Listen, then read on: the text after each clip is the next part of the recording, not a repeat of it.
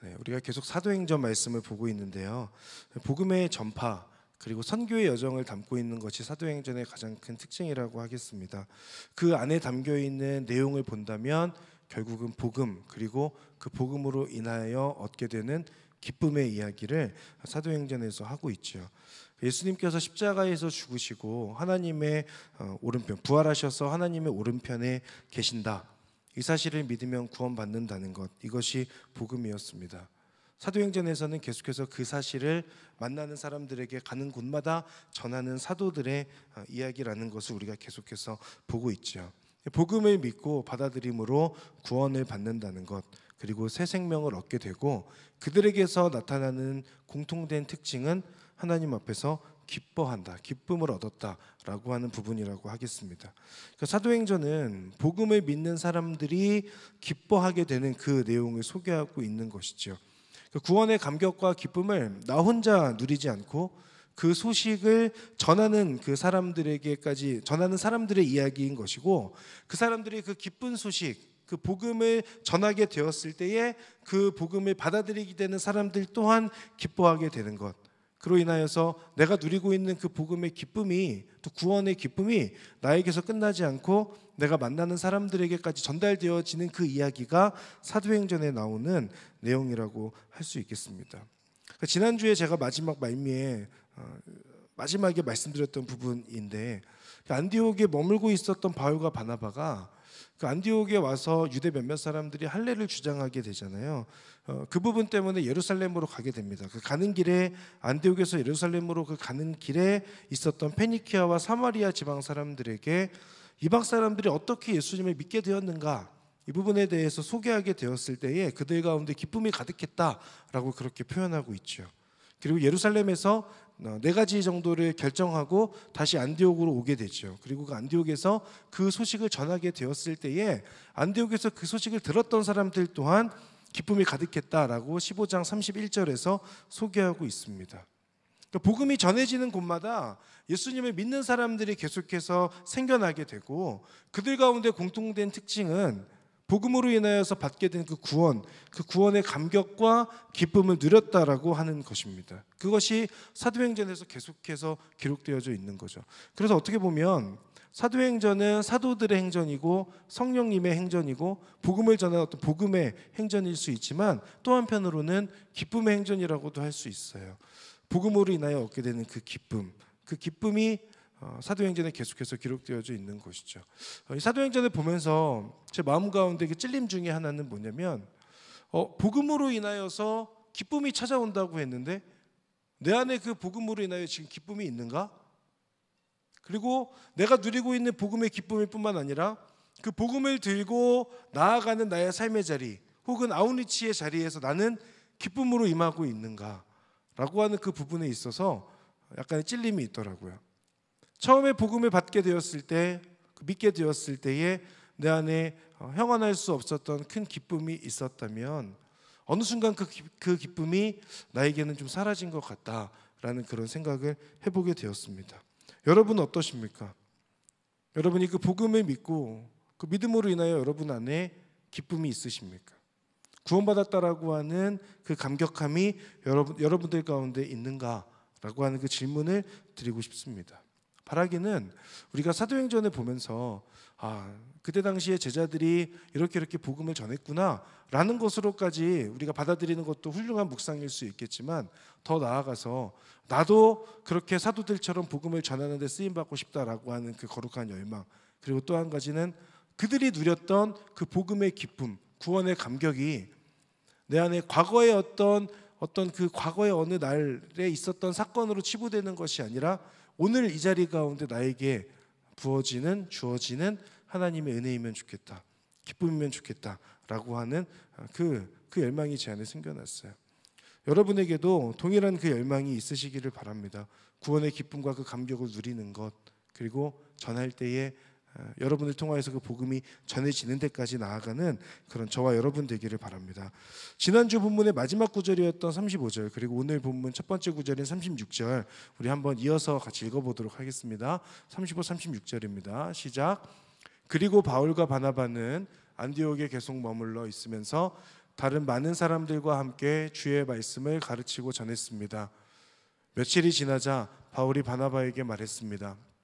우리가 주의 말씀을 전했던 도시마다 모두 다시 방문해 그들이 어떻게 지내고 있는지 알아봅시다. 아멘. 자, 바울과 바나바는 예루살렘에서 안디옥으로 돌아왔습니다. 오늘 읽은 본문 바로 앞에 나오는 내용들은 바울과 바나바가 안디옥에 계속 머물렀다라고 하는 내용을 담고 있어요. 그러니까 안디옥에 머물면서 그럼 무엇을 했는가? 다른 사람들에게 말씀을 가르치고 전했다라고 돼 있죠. 그러니까 말씀을 가지고 양육했다는 겁니다.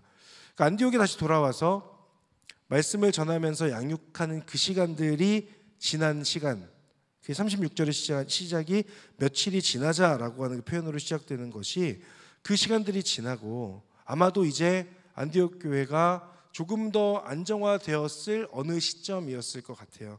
그 시점에 안정을 되찾았던 그 시점에 바울이 지금 바나바에게 한 가지 제안을 하고 있습니다.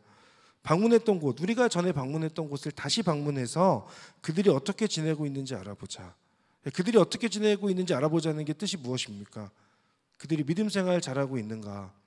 우리가 그때 세웠던 그 교회가 여전히 그 여러 가지 시험 가운데에서 강건하게 잘 지켜가고 있는가? 이것들을 확인하러 우리가 지금 다시 가자라고 지금 바울이 바나바에게 이야기하고 있는 것이죠. 여러분, 바울은 충분히 그 안디옥에서 머물면서 그곳에 있는 어떤 사람들과 함께 신뢰를 바탕으로 계속 말씀을 공부하고 양육하는 시간들을 통해서 충분히 안정적인 그런 시간들을 보낼 수 있었어요.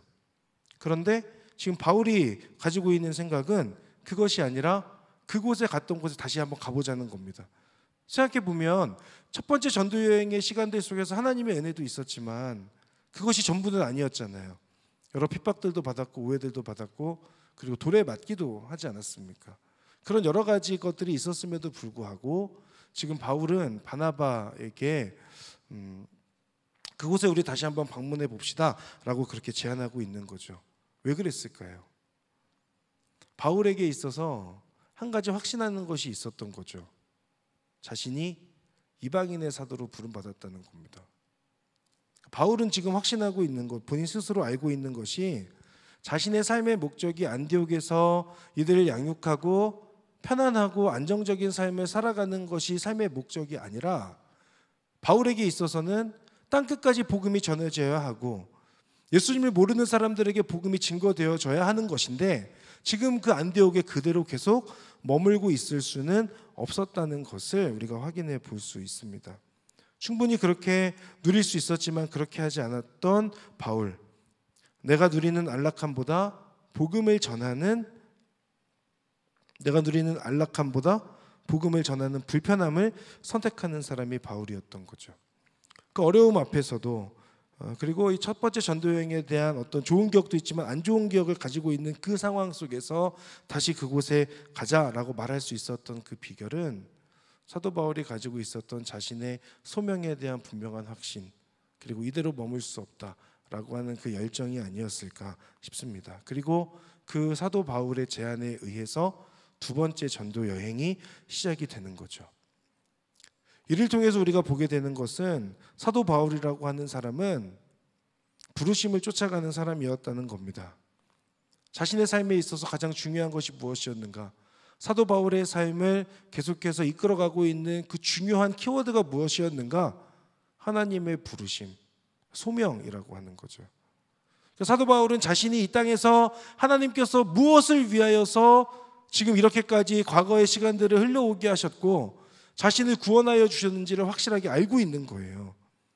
그리고 그 소명 앞에서 그대로 머물러 있지 않고 계속해서 또 다른 불편함을 향하여서 복음을 전하는 그 담대함의 발길로 나아가고 있는 것이 사도 바울의 모습이라고 하는 겁니다. 여러분, 여러분의 삶이 안정적으로 그냥 그렇게 흘러가도록 내버려 두지 않게 하는 여러분에게 주신 하나님의 소명이 무엇입니까? 지금의 삶의 자리에서 그 씨름하면서 계속해서 하나님을 전하는 것, 그리고 내가 삶으로 하나님을 증거하는 것으로까지 나아가는 내 삶의 어떤 그런 거룩한 씨름이 있는가? 아니면 지금 그냥 내 삶이 어느 정도 안정되었으니까 그냥 지금 정도에 머물면 되겠다, 이 정도면 꽤 괜찮은 거지 라고 생각하고 그렇게 그냥 살아가고 있는가? 여러분, 우리에게 있어서 사도 바울을 보면서 우리에게 필요한 깨달음 중에 하나는 지금의 삶에 안주하는 것이 아니고 어떻게 하면 하나님을 위해서 내가 서 있는 곳에서 복음을 증거하는 삶을 살 것인가 라고 하는 그 부분, 그로 인하여서 나를 위한 안락함보다 주님을 위한 불편함을 선택하는 사람들이 되는 것, 그것이 바로 우리가 사도 바울의 모습을 통해서 보게 되는 또 배울 점이 아닌가 싶습니다. 이런 맥락 속에서 오늘 본문을 살펴보면 오늘 본문은 세 부분으로 나눌 수 있어요. 첫 번째는 15장 36절에서부터 41절까지의 내용은 바울과 바나바의 갈등의 부분입니다.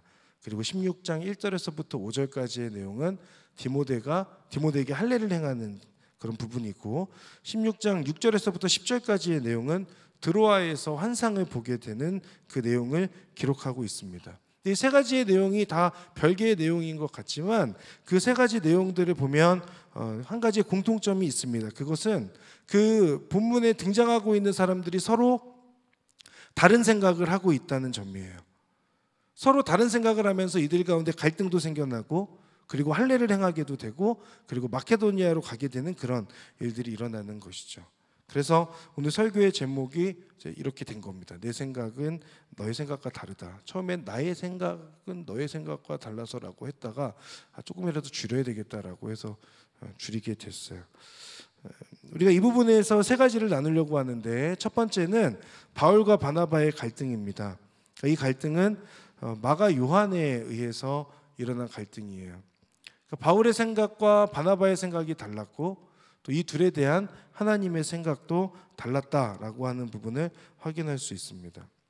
마가 요한은 지금 1차 전도 여행 중간에 돌아간 사람이에요. 무슨 얘기냐면 바울과 바나바의 갈등의 이유가 마가 요한이었잖아요. 마가 요한을 데려가냐 데려가지 않느냐로 둘이 지금 싸웠던 거잖아요. 바나바는 마가 요한을 데리고 가자고 얘기했고, 사도 바울은 얘랑 같이 갈 수 없어라고 그렇게 이야기했던 거죠. 38절을 보면 마가 요한이 밤빌리아에서 1차 전도여행 때 끝까지 함께하지 않았기 때문에 아마도 바울은 2차 전도여행에서 이 마가 요한이 함께한다고 하여도 다시 중간에 포기하고 돌아갈 수 있는 가능성이 있다고 생각했던 것 같습니다. 그러니까 지금 함께할 수 없다고 주장하고 있는 것이죠. 반대로 바나바는 그런 바울의 주장에 동의하지 않았어요. 바나바 입장에서 보면 비록 1차 전도 여행 때 마가 요한이 중간에 돌아간 것은 있지만, 그러나 다시 한번 기회를 주어야 한다라고 그렇게 생각했던 것 같습니다. 그래서 이 바나바의 모습을 보면 사람을 중요하게 여기는 그의 성향상 이 마가 요한이 바나바의 친척이기 때문에 지금 옹호하고 있다기보다는 마가 요한에게도 1차 전도 여행 때 중간에 포기했던 것이 그에게 있어서 실패의 기억이지 않습니까? 그러니 다시 한번 기회를 주어야 한다라고 그렇게 생각했던 것 같습니다. 바나바는 사람을 중요하게 여기는 어떤 그런 성격을 가지고 있고, 그리고 바울은 그것보다는 조금 더 목적을 취하는 것에 더 중요하게 생각하고 있는 그런 사람들이었을 가능성이 높죠. 각자 자신의 생각의 주장들이 있습니다. 그로 인해서 결국 말다툼이 일어났고 결국 둘은 갈라서게 되는 거죠. 그래서 바나바는 마가 요한을 데리고 키프로스라고 하는 곳으로 가게 되고, 바울은 실라를 선택해서 안디옥을 떠나서 시리아와 길리기아 쪽으로 향하게 되는 그런 모습을 확인할 수 있습니다. 근데 이 바울과 바나바의 갈등의 부분에서 우리가 주목해 볼 것은 이 갈등까지도 사용하시는 하나님이에요. 그 하나님의 반전, 그리고 그 가운데 나타나는 하나님의 전능하심이라고 할 수 있습니다. 비록 둘의 생각이 달라서 지금 갈라진 상황 가운데 있지만 그 둘에 대한 그 생각, 그 둘도 서로 다르지만 사실 그 둘을 보고 있는 하나님의 생각도 지금 다른 상황 가운데 있는 겁니다. 무슨 얘기냐면 이런 거죠. 갈등을 통해서 하나님 새로운 반전을 이루어 가시는 건데 두 가지의 측면을 볼 수 있습니다. 첫 번째는 마가 요한에 대한 거예요. 여러분, 마가 요한이 누구인지 알고 계시죠? 마가 요한, 이 사람은 마가복음을 기록한 사람입니다. 신약에 나오는 마가복음을 기록한 이 사람. 그런데 이 마가 요한이 마가복음을 기록하게 되기까지 중요한 역할을 한 사람이 누구였겠습니까? 바나바였겠죠. 그때 바울이 반대한다고 해서 바나바가 바울과 함께 그 지역으로 갔다면, 그리고 이 마가 요한을 그냥 놔두고 떠났다면, 마가 요한 물론 어떻게 됐을지 모르지만, 하나님의 섭리 안에 또 어떻게 쓰임 받았을지는 모르지만, 그러나 우리가 보고 있는 그 마가복음을 기록하게 되는 데 있어서 바나바라고 하는 사람이 가지고 있었던 중요한 역할, 그것은 분명해 보입니다. 바나바가 끝까지 포기하지 않고 마가 요한을 데리고 갔어요. 키프로스에서 복음을 전했습니다. 그리고 나중에 가서 보면 옥중서신 중에 하나인 골로새서를 보면 바나바의 친척 마가가 바울이 쓰는 건데, 바나바의 친척인 마가가 지금 자신과 함께 감옥에 있다라고 그렇게 이야기하거든요. 그 얘기는 뭐냐면, 바나바와 함께 하게 되었던 그 마가 요한은 지금 그 이후부터 나중에 언젠가 된지는 모르겠지만 바울과의 관계가 회복되는 상황 가운데 있고 바울의 신뢰를 얻게 되었다는 거예요. 그리고 나중에 감옥에 가서 바울과 함께 있는 것을 볼 때 마가 요한은 그 이후에 자신이 중간에 힘들거나 어렵다고 해서 포기하는 사람이 아니라 그 불편함과 힘듦을 마지막까지 감내해내는 사람으로 변해 있는 것을 우리가 확인할 수 있죠. 그것이 이 둘의 갈등을 통하여서 우리가 확인할 수 있는 첫 번째 하나님의 일하심, 하나님의 반전입니다. 또 한 가지는 이 둘이 갈라서게 됨을 인하여서 시작되는 것이 아까 말씀드렸던 것처럼 2차 전도 여행이라고 하는 거예요. 그러니까 바나바가 지금 가는 곳 키프로스는 첫 번째 전도 여행 때 처음 방문했던 곳입니다. 근데 지금 바울이 신라랑 함께 가게 되는 시리아와 길리기아, 그리고 더 나아가서 더베와 루스드라, 어디였습니까? 1차 전도 여행 때 마지막까지 갔다가 돌아오게 되는 그 지역이잖아요. 그러니까 지금 바나바는 1차 전도 여행 때 바나바는 첫 번째 방문했던 곳으로 가는 거고, 바울은 마지막에 방문했던 곳을 향하여서 가고 있는 모습을 확인할 수 있죠. 두 갈래로 갈라지게 되었죠. 그러나 그 두 갈래로 갈라짐으로 인해서 시작된 것이 2차 전도 여행이었다는 것을 우리가 오늘 확인하는 겁니다. 바울의 여정은 비록 이 이후에 바나바는 사도행전에서 기록되지 않고 뭔가 이렇게 중심에서 밀려나는 것 같습니다. 그러나 둘이 갈라지게 되면서 바울을 통해서 그 바울의 여정은 그치지 않고 계속해서 복음을 전하는 데까지 나아가고, 그러다가 어디까지 복음이 전해져요? 유럽으로까지 복음이 전해지게 되잖아요. 그게 오늘 이제 이따가 보게 될 드로아의 환상의 장면이죠. 갈등으로 인해서 서로 갈라지게 되었는데 오히려 이것이 유럽을 향한 복음의 전도로 지금 연결되어지고 있는 것을 우리가 확인할 수 있습니다. 하나님께서 이루어 가시는 그 갈등을 통하여서 역사하신 하나님의 반전, 일하심이 아닐까 싶습니다.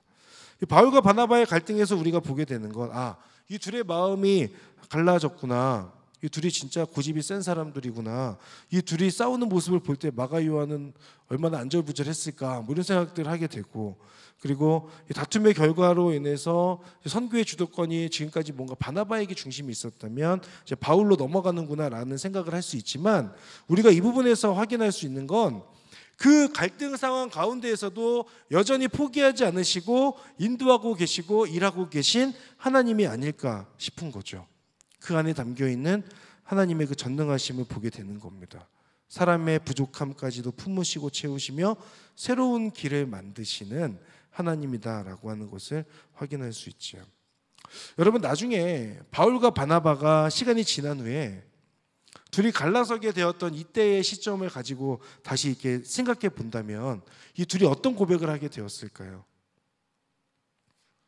뭔가 둘의 감정이 여전히 남아 있어서 그 바나바 그 바울 그 고집 센 놈 이렇게 했을까요? 아마도 나중에 시간이 지나서 이때의 사건을 생각해 보면 이 둘의 고백도 동일했을 겁니다. 그때 우리가 각자 생각이 달라서 갈라지게 되었지만 그러나 그 가운데에 하나님의 인도하심이 있었구나. 그 하나님의 인도하심 가운데 우리가 그때 당시에는 몰랐으나 지금 와서 보니 그랬던 거구나라는 것을 깨닫게 되는 것 아닐까. 여러분 생각해 보십시오. 우리가 시간이 지나서 과거의 일을 생각해 보면 그때 당시에는 보이지 않았던 것들이 보이지 않습니까? 그때는 왜 이렇게 힘들었는지, 또 왜 그렇게 어려웠었는지, 내 안에 왜 그렇게 분노가 있었는지. 근데 시간이 지나고 나서 보면 그 사건을 다시 생각해 보면 그 가운데 하나님의 섭리가 있고 하나님의 인도하심이 있지 않았을까. 그것이 우리 그리스도인들이 고백하게 되는 것이지 않습니까? 그러니 그 가운데 우리가 기억할 것은 지금 이 시점 가운데 현재 진행형으로 하나님의 일하심이 우리에게 임하고 있다라고 하는 그 사실이죠. 하나님께서 지금도 우리의 삶에 개입하시고 간섭하고 계신다라고 하는 것, 그 사실이 우리가 하나님을 경외하고 신뢰할 수 있는 그 근거가 되는 것입니다. 하나님의 손안에 있다라고 하는 것, 내가 지금 당장은 잘 모르겠지만 그러나 그 모르겠는 지금의 그 상황들이 하나님께서 내 삶을 빚어가시는 그런 계획 가운데의 한 단계에 있구나라고 하는 그 믿음, 그 믿음이 하나님을 향한 다시금 신뢰와 하나님을 향한 그 경외함의 표시를 올려드릴 수 있게 되는 것이죠. 하나님의 손 안에 있으니, 하나님의 손 안에 있는 인생이니 범죄해도 괜찮겠다, 그냥 내 마음대로 살아도 된다라고 하는 그런 방종이 아니라 하나님을 경외하고 그 안에서 누리는 자유를 갈망하면서 전능하신 하나님의 그 일하심을 경험하게 되는 것, 그런 인생이 되는 저와 여러분 되기를 바랍니다. 두 번째로 우리가 볼 것은 16장 1절에서부터 5절인데 디모데에게 할례를 행하는 장면입니다. 디모데에게 할례를 행할 때에 바울의 생각과 디모데의 생각이 달랐다는 것, 그리고 그 가운데 있었던 루스드라 사람들의 생각도 사실은 다른 그런 상황 가운데 있어요. 그러니까 바울은 신라와 함께 더베 루스드라로 가죠. 루스드라가 어디입니까? 바울이 돌에 맞았던 곳이잖아요.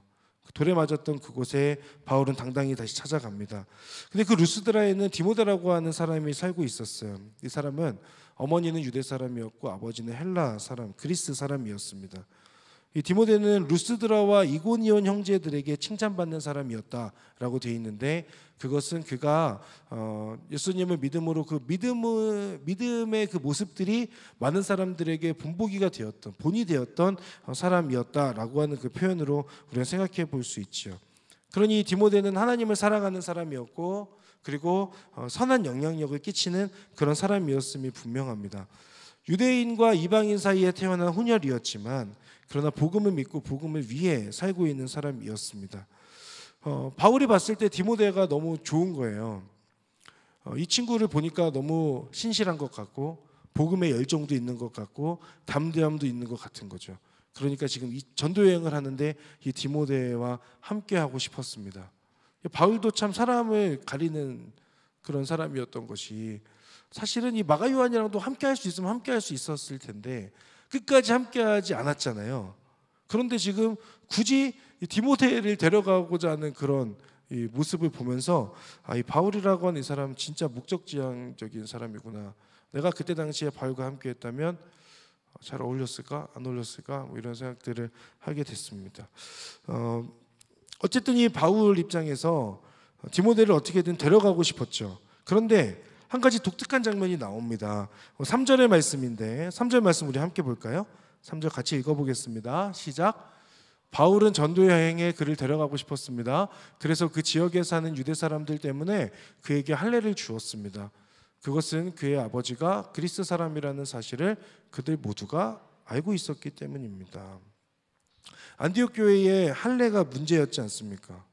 그것 때문에 지금 예루살렘까지 가서 이 할례가 필요 없다는 것을 결정짓고 왔던 바울이잖아요. 그런데 지금 디모데를 만나서는 디모데에게는 할례를 행하고 있는 그 모습이 너무 이중적으로 보여지는 것 같기도 합니다. 모순적인 행동. 하지만 바울이 이렇게 하게 되었던 그 이유를 오늘 3절에서 또 이야기하고 있죠. 그래서 그 지역에 사는 유대 사람들 때문에 그에게 할례를 주었다라고 이야기합니다. 지금 디모데의 아버지는 그리스 사람이지만 어머니 유대 사람이었잖아요. 유대 사람들이 볼 때 이 디모데는 유대인이기도 한 거예요. 그러니까 바울이 생각할 때 디모데를 통해 얘가 지금 복음의 열정을 가지고 있는 친구인데 어떻게든 복음을 증거하고자 하는 사람인데 이 사람을 통해서 이방 땅에 가면은 첫 번째 갔던 곳이 회당이었지 않습니까? 유대인들이 모이는 곳. 거기 가서 효과적으로 복음을 전하기 위해서는 이 디모데도 할례를 행할 필요가 있다고 본 거예요. 그것이 지금 바울이 고민하다가 내리게 된 결정. 그래서 디모데가 할례를 행하는 것이 맞다라고 하게 됐던 거죠. 상황에 따라서 혹은 어떤 기회에 따라서 사람이 달라지는 어떤 그런 모습을 가지고 있는 바울이 아니라 지금 바울에게 있어서 계속해서 가지고 가는 한 가지 분명한 기준이 있습니다. 어떻게 하면 복음을 더 잘 전할 수 있을 것인가? 어떻게 하면 복음을 더 증거할 수 있을 것인가? 어떻게 하면 그 복음으로 인해서 한 사람이라도 하나님께로 다시금 돌아오게 할 것인가? 지금 바울에게 있어서 가장 중요한 그 모든 문제의 결정에 있어서는 이 부분이 지금 이렇게 작동하고 있는 것이죠. 그리고 바울의 그런 마음을 가지고 처음에 디모데가 동의했을지 모르지만, 하지만 바울이 디모데에게 그 이야기를 하였을 때에 디모데는 아직까지 할례를 행하지 않았었던 사람이잖아요. 할례는 원래 유대인들이 태어나자마자 8일 만에 행하는 게 할례였잖아요. 근데 아직까지 할례를 행하지 않았다는 건 앞으로도 행할 생각이 없었다는 거예요, 사실. 그런데 바울이 그 이야기를 했을 때 디모데가 처음에 어떻게 생각했을지 모르지만 결국은 동의하게 되죠. 그래서 할례를 순순히 행하는 그런 모습을 볼 수 있습니다. 바울의 생각은 디모데의 생각과 달랐을 수 있습니다. 동시에 루스드라에 있던 사람들, 그리스도인들도 이해가 안 되는 거예요. 바울 저 사람이 지금 얘기하는 거 보니까 저 사람 분명히 할례가 필요 없다고 했던 사람인 것 같은데 왜 지금 할례를 행하라고 이야기하고 있지? 그들 안에 있었던, 함께하고 있었던 그리스도인들도 이해가 되지 않는 거죠. 그러나 바울은 스스로 율법에 얽매이지 않는다라고 말하면서도 사실 복음을 위해서는 스스로 율법에 얽매이고 있는 모습을 우리가 확인할 수 있습니다. 오히려 더 나아가서 지금 디모데에게 할례를 행하는 것은 바울에게 있어서 할례라는 것이 진짜 별로 중요하지 않은 거예요. 이 사람에게 있어서 복음이라고 하는 것에 있어서 이 할례는 진짜 해도 되고 안 해도 되는 문제였던 겁니다. 오히려 유대인들은 이것을 본질이라고 봤다면 정말 바울에게는 전혀 중요하지 않은 비본질적인 것이 할례였다라고 하는 거죠. 이것의 결과가 무엇이냐? 5절에 나오는데 교회들은 믿음 안에서 더욱 굳건해지고 그 수가 날마다 늘어났습니다 라고 그렇게 이야기하죠. 교회는 굳건해지고 계속해서 구원받는 사람들이 늘어나는 것, 본질을 붙들고자 비본질적인 것에서부터 자유해지고 복음을 위하여서 본질과 비본질 모두를 사도 바울의 표현대로 배설물로 여기고 나니까 그에게 남는 것은 순수한 복음이었던 거예요. 그 순수한 복음을 전하게 되었을 때에 그 가운데 많은 교회들, 많은 사람들이 더욱더 굳건하게 세워지고 믿는 사람들이 날마다 늘어나게 되었던 거죠. 복음을 붙들고 복음 안에 거하고 복음을 전하는 사람이 되는 것, 그것이 우리가 바울에게서 보게 되는 모습입니다. 때로는 우리의 마음에 불편함이 찾아오는 부분들이 있을 수 있습니다. 양심의 거리낌이 있을 수도 있고 옳고 그름의 혼란함 등이 있을 수도 있지만 바울처럼 그 선택의 기준, 정답의 기준을 복음이라고 하는 것에 둔다면 그 복음 앞에서 오히려 그 우리가 가지고 있는 문제들은, 그 문제의 해답들은 오히려 간단해질 수 있지 않을까. 그렇기에 우리가 복음으로 살아가는 그리스도인 그리고 교회는요, 사실은 복음 안에서 답답하고 고리타분한 사람들의 모임이 아닙니다. 세상 사람들은 그리스도인들을 보면서 쟤는 너무 답답하고 대화가 안 통해 라고 이야기하지만 그것은 복음의 영역에 있어서는 대화 타협이 있을 수 없겠죠. 그러나 복음 외적인 부분에서는 얼마든지 자유로울 수 있는 사람들이 그리스도인이 아닌가, 교회가 아닌가라는 생각들을 해보게 됩니다. 복음 안에서 우리가 누리는 자유함이 있는가? 복음이라고 하는 분명한 기준을 붙잡아 두고 양쪽을 다 아우를 수 있고 어디에서든지 그 복음을 붙들고 있다면 어디에 가든 어떤 문화에 가든 어떤 사람을 만나든 우리의 중심은 잃지 않되 그들과 어울릴 수 있는 사람이 되는 것, 그것이 오늘 바울의 모습을 통해서 보게 되는 두 번째 부분이라고 할 수 있어요. 그리고 세 번째 부분은 16장 6절에서부터 10절까지 나오는 내용인데 드로아에서 보는 환상입니다. 이 부분에서 우리가 보게 되는 것은 바울의 생각과 하나님의 생각이 달랐다는 거예요. 바울의 생각과 하나님의 생각이 달랐다고 하는 부분입니다. 이 부분에서 두드러지는 특징은 바울의 일행을 막으시는 겁니다. 아시아 지역에서 계속 복음을 전하고자 했어요. 그런데 6절 보면 성령께서 이것을 막으셨다. 정확하게 기록되어 있지는 않지만 아마도 바울이 아시아에서 복음을 계속 전하면서 하나님 앞에 기도하는데 지금까지는 성령님께서 도와주시는 것 같고 무언가 말씀하시는 것 같았는데 지금 이곳에서 전도를 하고 있음에도 불구하고 성령님께서 뭔가 성령님과 이게 소통하고 있는 것 같지 않은 그런 느낌을 아마 바울이 받았던 것 같아요. 그러니까 그 가운데에 뭔가 하나님의 뜻이 여기가 아니다라고 하는 그 생각이 들게 되고 계속해서 기도하는 가운데 하나님께서 지금 이것을 원하시지 않으시는구나라고 하는 것에 대한 분명한 생각을 하게 되고 이제 그런 행동을 하게 되는 거죠. 그런데 그때 바울과 그 일행이 무엇을 했느냐? 성령님께서 막으시니까 그냥 아무것도 안 해야지, 가만히 있어야지라고 하고 있었던 것이 아니라 성령 하나님께서 지금 막으시고 계시니 그렇다면 이것이 아니라 다른 것을 해야 되겠다. 멈추지 않고 포기하지 않고 다른 지방으로 가야 되겠다. 그래서 선택한 지역이 부르기아 갈라디아 지방을 거쳐서 무시아를 지나서 비두니아라고 하는 곳으로까지 가는 거였죠. 그런데 이것까지도 예수의 영, 성령께서 허락하지 않으셨다라고 그렇게 기록합니다. 보십시오. 지금 이들이 바울도 그렇고 바울의 일행들도 그렇고 자신들의 욕심을 채우기 위해서 지금 이거 하는 게 아니잖아요. 복음을 전하기 위해서 지금 나아가고 있는 것 아닙니까? 복음을 증거하기 위해서, 하나님을 위해서 자신들이 하고 있던 거 다 내버려 두고 하나님 위해서 무언가 하겠다고 지금 이렇게 나선 사람들인데, 그런데 지금 그들의 삶이, 또 그들의 그 모든 계획들이 다 막히고 무너지고 있는 그런 상황을 겪고 있는 거예요.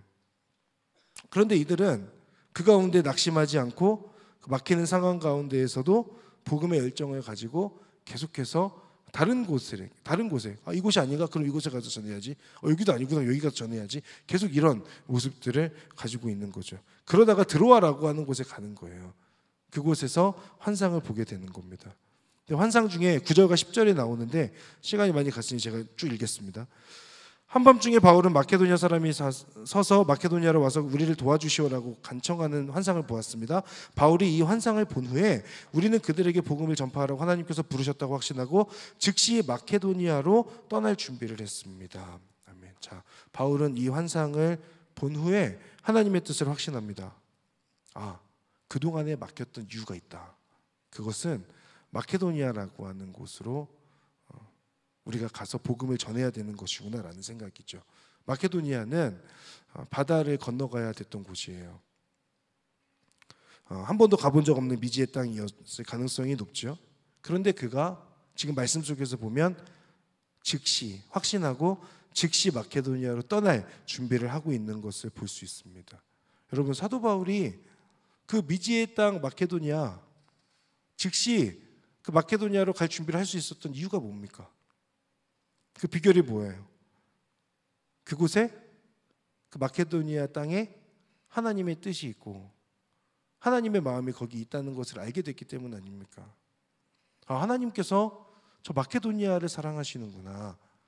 저 마케도니아를 그 지방에 가서 복음을 전하는 것이 하나님의 뜻이구나. 하나님께서 우리를 그곳으로 보내시는구나. 라고 하는 그것에 대한 분명한 확신이 바울에게 찾아오게 되었을 때에 사도 바울은 그 가운데 순종함으로 즉시 마케도니아로 떠날 준비를 하게 되는 거죠.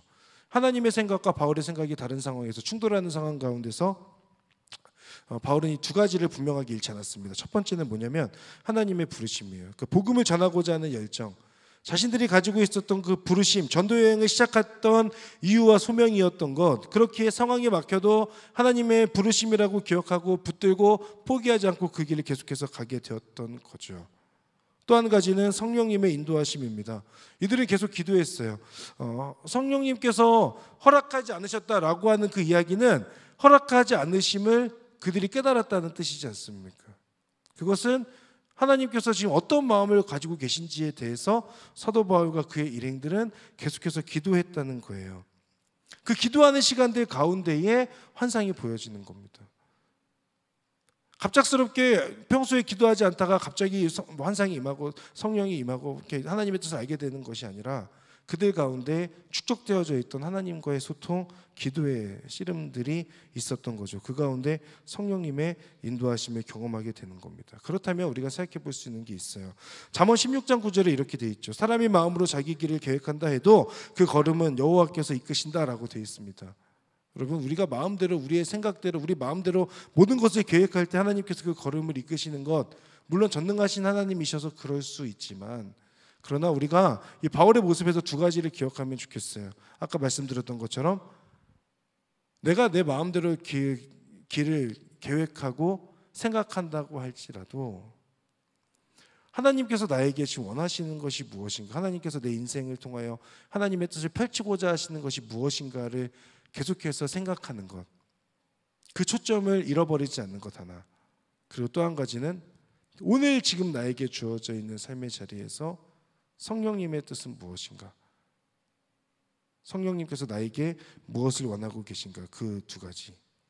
그것을 기억한다면, 이 두 가지가 확실하다면 내 마음대로 어떠한 계획을 짠다고 할지라도 그의 걸음을 인도하시는 분은 하나님이라고 믿습니다. 내 욕심대로 그냥 아무거나 했는데, 다 했는데 하나님께서 내 걸음을 인도하지 않으셨어 라고 실망하지 마세요. 그게 아니고 내 마음대로 하는 것이 아니라 그 가운데 하나님과 소통하는 가운데 내가 가지고 있는 계획들을 계속해서 실행해 갈 때에 그 걸음을 인도하시는 분이 하나님이시다라고 하는 거죠. 모든 길이 막힌 것 같았습니다. 그러나 사실 바울에게 있어서 그 막힌 길은 막힌 길이 아니라 하나님께서 새로운 길로 이끄시는 것이었다라고 하는 것을 확인할 수 있죠. 나의 계획대로 진행되지 않아도 하나님의 손에 내가 붙들려 있다면, 제가 좀 말장난을 해봤는데 엔딩이 아니라 엔딩이다라고 하는 것, 끝이 아니라 그 다음의 스텝들이 우리에게 주어지는 겁니다. 그것을 믿고 그 믿음으로 나아가는 저 여러분들 되기를 바랍니다. 이사야 55장 8절 9절, 내 생각은 너희 생각과 다르고 내 길은 너희 길과 다르다. 여호와의 말씀입니다. 하늘이 땅보다 높은 것처럼 내 길은 너희 길보다 높고 내 생각은 너희 생각보다 높다. 아멘. 하나님의 생각은 우리의 생각과 다를 수 있습니다.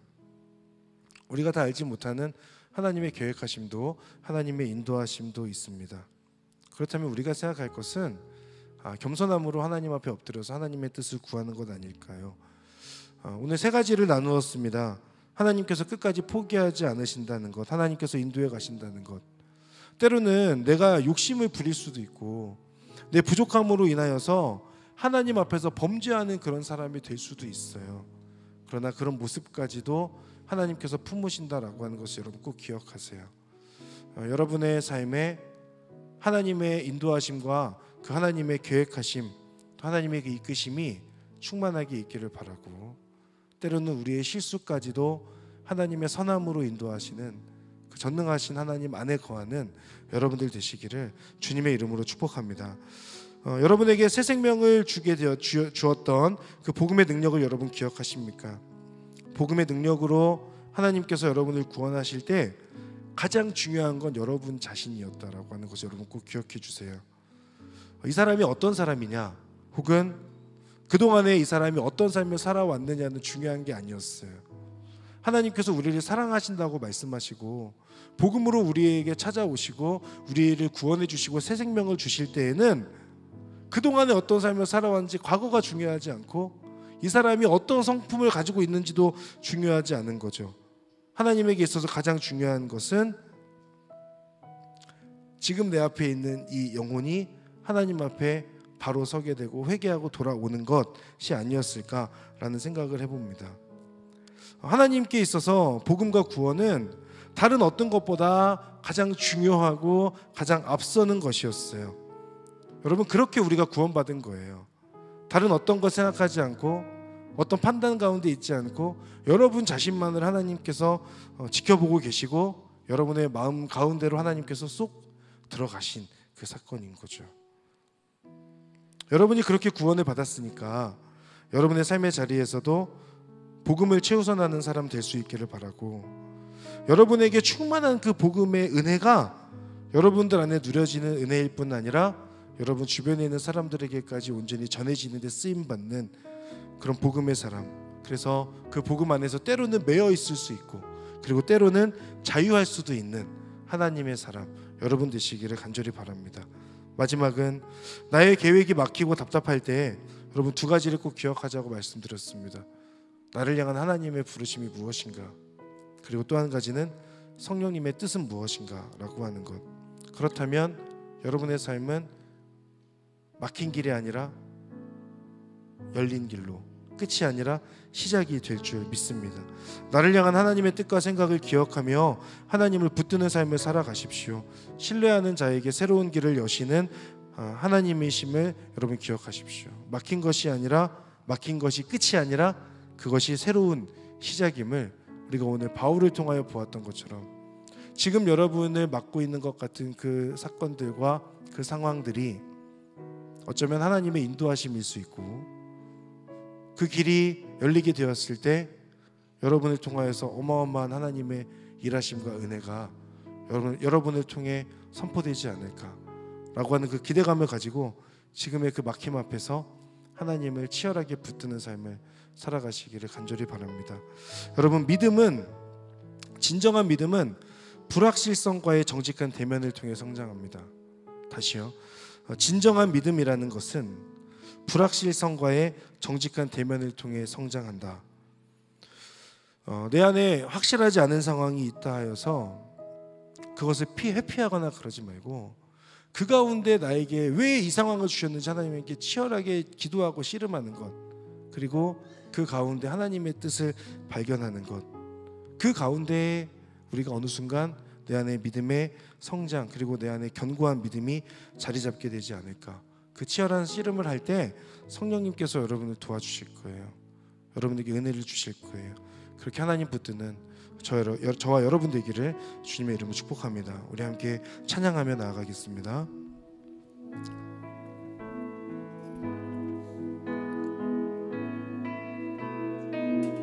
주님 내 길을 잘 아시고, 주님 내 길을 잘 아시고 내 걸음 아시네. 어둠에서 빛을 내시는 그분을 믿네. 무엇으로 주를 섬길지 어디로 가야 할지 헤매이는 나를 아시고 길을 여시네. 주님 내 길을 잘 아시고 내 걸음 아시네. 어둠에서 빛을 내시는 그분을 믿네.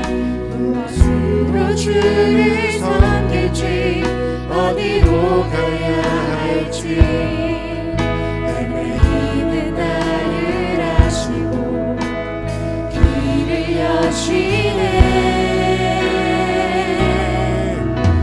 내 삶은 주의 것, 내 삶은 주의 것, 온전한 신뢰를 주께 드리네. 보이지 않아도 믿음으로 걷네. 주 영광 바라보며 주만 따라 내 삶은 주의 것, 내 삶은 주의 것, 내 삶은 주의 것, 온전한 신뢰를 주께 드리네. 보이지 않아도 믿음으로 걷네.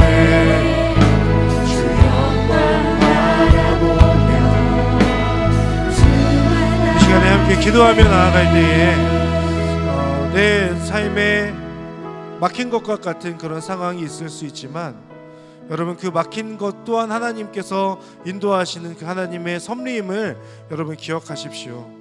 우리 시간 함께 기도하며 나아갈 때에 하나님, 저의 삶에 필요한 부분들, 제가 반드시 뛰어넘어야 될 저의 삶에 어떤 영역이 있습니다.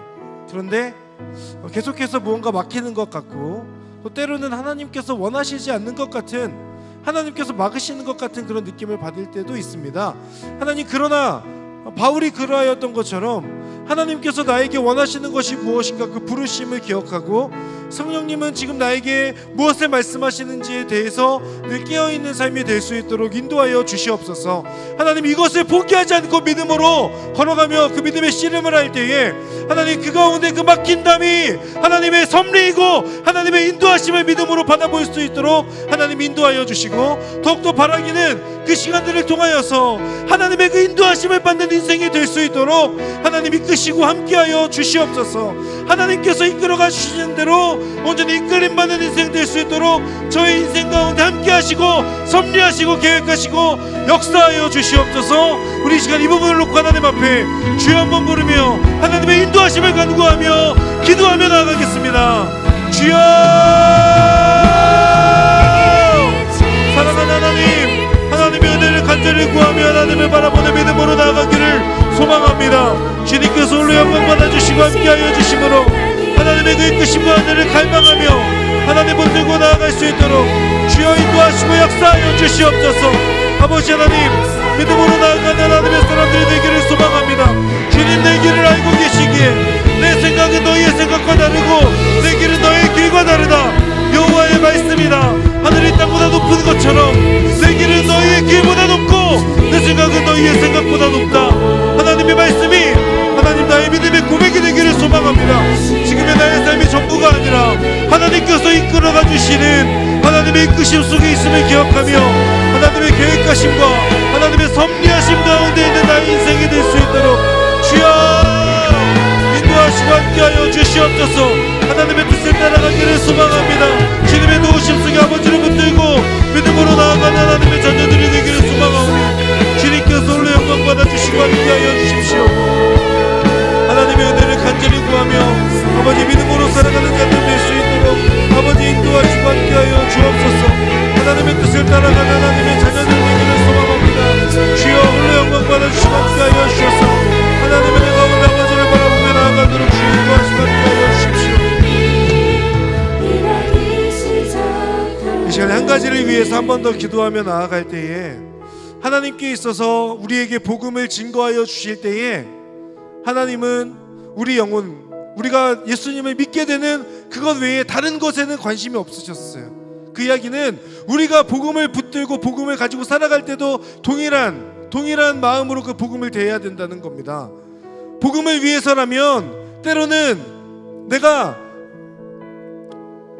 어려움을 당하는 것도, 그리고 그 복음을 위해서라면 때로는 내가 평소에 생각하지 않았고 원하지 않았던 것을 어떻게 행하는 것도, 그리고 때로는 그 복음을 위하여서 생각지도 않았던 것이지만 그러나 하나님께서 주시는 그 마음이라면 그것을 내 삶에 적용하는 것으로도 연결되어질 수 있는 거죠. 그렇기에 우리는 복음이라고 하는 것으로 인하여서 새 생명을 얻은 사람이었고 그 사람이라면 복음 외에 다른 것들은 중요하지 않은 겁니다. 여러분, 이 시간에 함께 기도하며 나아가고 결단하며 나아갈 때에 하나님께서 저를 그렇게 구원하여 주셨습니다. 그 복음을 붙들고 살아가는 자가 되기를 소망합니다. 하나님, 그 복음을 위하여서 살아가는 헌신하는 인생이 될 수 있도록 인도하여 주시옵소서. 복음 외에 다른 것들은 배설물로 여길 수 있게 하여 주시고 하나님, 그 다른 어떤 것도 복음보다 우선하지 않는 삶이 될 수 있도록 저의 삶을 붙들어 주시고 인도하여 주시옵소서. 우리 그 마지막 결단을 놓고 하나님 앞에 주여 한번 부르며 한 번 더 기도하며 나아갑니다. 주여, 사랑하는 하나님, 한 번 더 기도하는 것은 주님께서 우리에게 복음을 주실 때에 새 생명을 주시고 구원하여 주실 때에 하나님께서 가지고 계신 그 생각과 뜻은 중요하지 않고 어떻게 하면 이 아이가 복음을 받아들일 것인가, 이것이 가장 중요했던 것을 봅니다.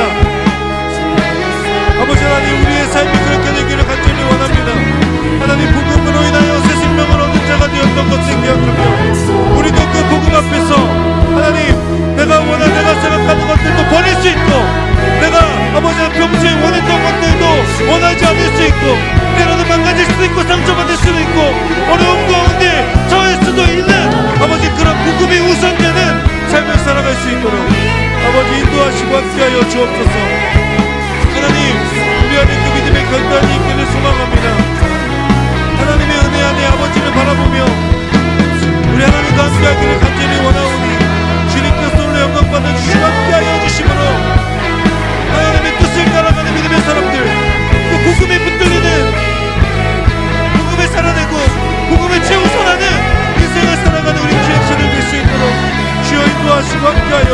주옵소서.